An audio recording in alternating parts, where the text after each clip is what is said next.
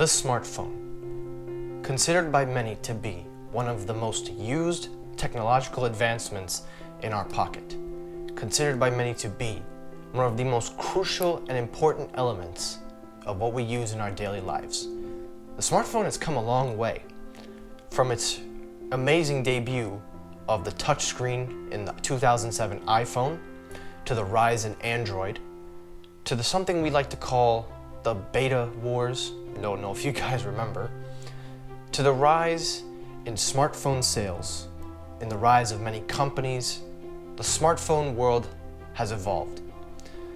And a lot of that success has ridden into the year of 2020 that we are currently in. But during its phase in the rise of smartphones, a lot of things have happened.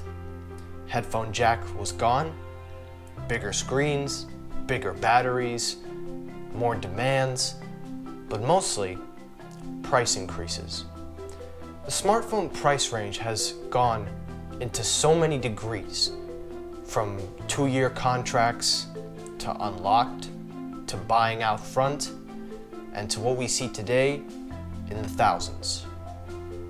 Yes, the smartphone has come a long way from being just a mini computer in your pocket into a full laptop for most. But something has happened. In the year 2020, with the rise in prices, the average consumers have started to look at different alternatives and have started to notice things have become a lot different in their views. From looking at wanting the latest and greatest, to holding on to their phones for longer, to a shift in the market of how much phone sales on average, to the rise of mid-ranges, to the rise in pretty much what you can imagine, what you may think in your head is probably happening. So, how did mid-ranges and how did the consumers rise during all this?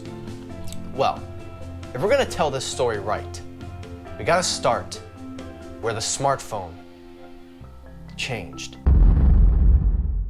Ladies and gentlemen, it is my pleasure to introduce the Galaxy Note 8. It was a normal summer. Samsung was at Unpacked, set to debut their brand new Note 8. This was a very important phone for Samsung, considered by many to be the biggest comeback for Samsung, after all the reports of the battery exploding Note 7, to the controversies of flying with it. The Note 7 was a disaster, and Samsung needed a comeback. That was the Note 8.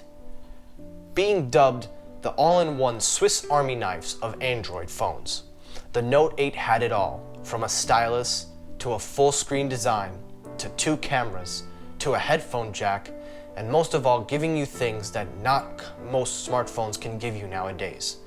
It was truly something different.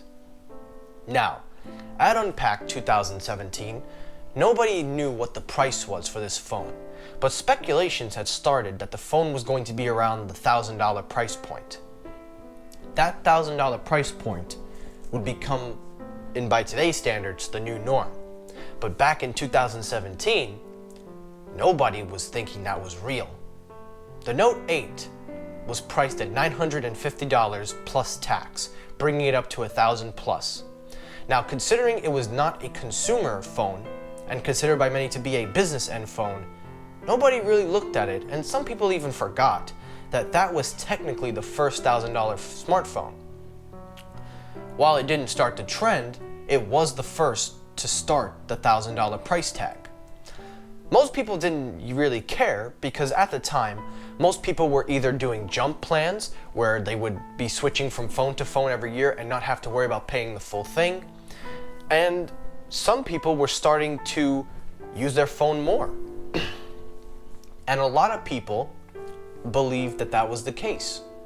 You didn't need to upgrade, you didn't need to, but most people still wanted the latest and greatest.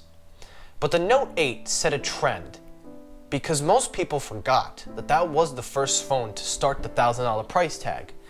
And nobody really backlashed it because of how much value you were given with that phone. However, flash forward to October 2017, and that is what most people will remember, and that was the day that people argue was the day the smartphone changed forever. We do have one more thing. In October 2017, Apple debuted the iPhone X, the 10th anniversary iPhone in celebration of the iPhone 10-year adventure.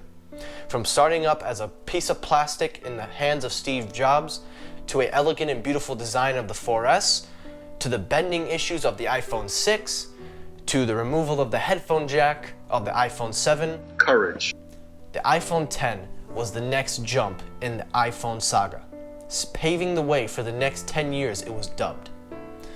But what nobody realized, it wasn't just paving the way of Apple, but it was going to pave the way into the smartphone market. For a while, people had speculated that that phone will be priced at $1,000. The reason most people took a notice was because it was Apple. Had it been any other company, they probably wouldn't have thought otherwise. But knowing Apple and its influence on the market, knowing that anything Apple does, everybody will follow. Look at the headphone jack. 1 minute it's there, next time it's gone. Look at today. Samsung used to claim for the headphone jack, now it's gone. So anything Apple does, everybody follows. Apple priced the iPhone X at $999, starting price. That was the true beginning of the end of the smartphone reign. See, the reason why was because the iPhone X was the first consumer-friendly device, the most mass-consumerly known product, the real smartphone that was in the hands of everybody, unlike the Note 8. The iPhone X paved the way to what we now know as the $1,000 norm. Ever since that day, things were going to change, and things changed differently. Not only was the market going to adapt to this, but the consumers were going to have to adapt to this sooner. But the problem with this idea is most people weren't ready. Smartphones had not reached the point where they were justifiable at $1,000 at that time frame. Because you have to remember, 2017 was a very, very controversial year for smartphones. Most phones were pushing the boundaries of edgeless displays. Some were pushing the goals of what a smartphone can do. For Apple, it was to set a new generation of iPhones. The iPhone X paved the way for Apple in their game plan going further, but it also paved the way to what smartphones would do in the future. And what happened after that day? Well, I guess you're just gonna have to find out.